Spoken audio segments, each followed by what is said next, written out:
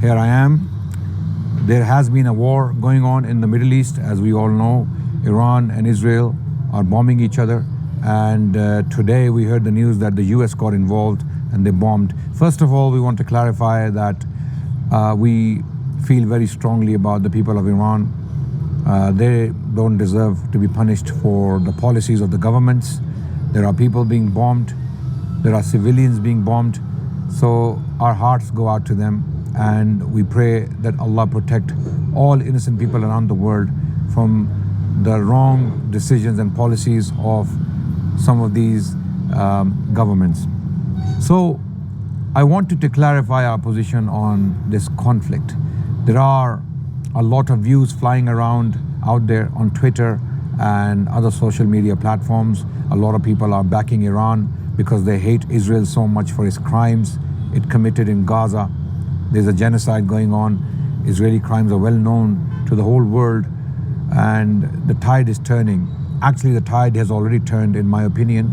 No one wants to support Israel anymore. If you are a moral person, if you're a good person, if you have any moral standards or values, you would never stand for a state like the state of Israel. On the other hand, we have Iran, and Iran is a very controversial issue. There are Muslims divided on Iran. Many Muslims support Iran in this because they're saying Iran is the only power that's standing up to the Israelis, while others say no, Iran does not deserve our support for the crimes Iran committed in Syria, Iraq, and Yemen. And I am from that persuasion. I believe Iran is definitely not in favor of the Muslims of the Middle East, because Iranian policies in the last 20 odd years have been very, very negative. Iranian regime has inflicted major damage to Muslim interest in the Middle East, to Muslim people in general. For example, if you look at the situation in Syria, there was a genocide in Syria of nearly 600,000 people, give and take, few 100,000 people. But the agreed upon number, the most cited number is 600,000. It could be higher, it could be lower. Okay.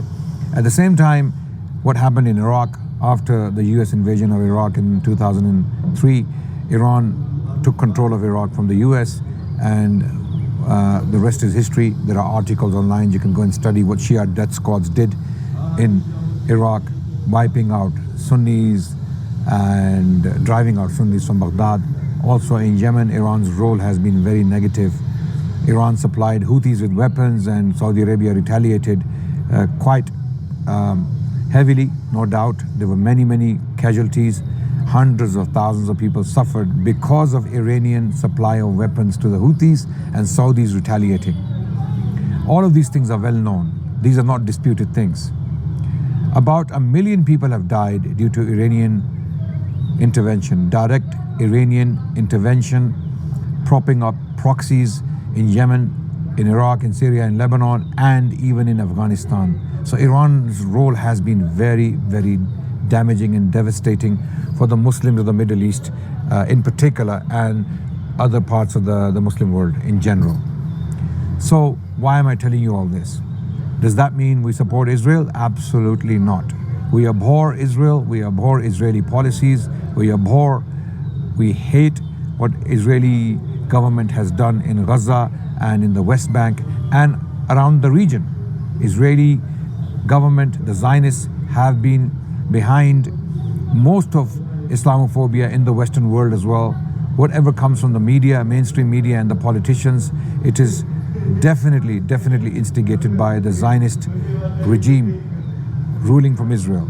There's no doubt about that. We are very, very consistent when we condemn Israel for its crimes and when we condemn Iran for its crimes. What really hurts me is people out there who are trying to tell us that no, Iran is a Muslim country, Iranian regime, as bad as it is, as bad as it may be, is still a Muslim brother, so we have to stand with Iran. I don't agree with that. I absolutely do not agree with that. Okay? And people are coming with another logic. They're saying Iran is the lesser of the two evils. They are both evil. the state of Israel and the state of Iran, not the people. We're not talking about the people, okay? We're talking about the regimes. We're talking about the governments. That these two governments are absolutely evil, but one is less evil than the other. What standard are we using to judge these regimes? If it's the numbers, the amount of people that have been killed, Iran definitely outshines Israel. Iran definitely outshines Israel because the numbers killed by Iran in the last 20 years by 10 times outweigh the crimes Israelis have committed in the last 70 years. And I'm not making this up. Go and do your research. We have seen on Twitter, many people have posted research and statistics. You can confirm that very easily, okay? So what am I trying to say? I'm saying we should not, the Muslims should not become a party to this conflict. We should not support either of the sides, okay? We should not support them. Iran has committed more criminal damage against the Muslims than the Israelis, have no doubt, but both are as evil as each other. This is my opinion, okay? Now, this doesn't mean we support Israel or we support Western foreign policies, we support Western interventions, no. If anything is going to change in Iran, it should come from the people of Iran. The people of Iran should decide what happens in their country, not Israel, not Western powers, not the US. We condemn every single action the Western governments or the Israelis take against the Iranian people. Absolutely we condemn, okay? We do not want the Iranian people to suffer. They are innocent of the crimes of the government, okay? So this is a very, very clear distinction I am making specifically because I've been very vocal on Twitter lately, now called X. I've been very vocal on this, right? And there are a lot of people disagreeing with me and there's no problem with that. Okay, I respect their disagreements. I respect their views. I don't have to agree with them. I don't have to accept their views. So this is a very polarizing issue, no doubt. But don't forget that the crimes Iran committed in Syria cannot be forgotten so easily. You can't just dismiss those crimes and say, oh, these are brothers. Yes, they are bad. They committed crimes. But remember, there were mass graves in Syria. People were buried alive in Syria, okay? Barrel bombs were dropped on densely populated areas in Syria. Hundreds of thousands of people driven out of their homes just because they were Sunnis.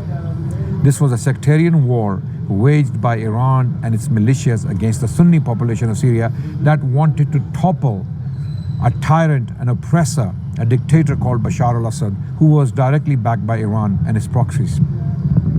Iranian intervention kept Bashar in power for 10 more years to inflict more damage to the people of Syria. Don't forget this, okay? There were torture cells. People were tortured to death in Syria, okay? The crimes that were committed in Syria are yet to be committed by the Zionist regime, okay? They may have committed these crimes too, but the magnitude is far greater.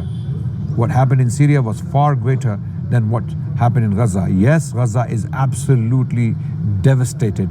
Gaza is a travesty. It is a catastrophe. And it is a slap in the face of the notion of global justice or international justice. It doesn't exist. There is no justice in this world when we look at Gaza and the people of Gaza and their suffering, okay? So I just wanted to clarify my position on this, okay?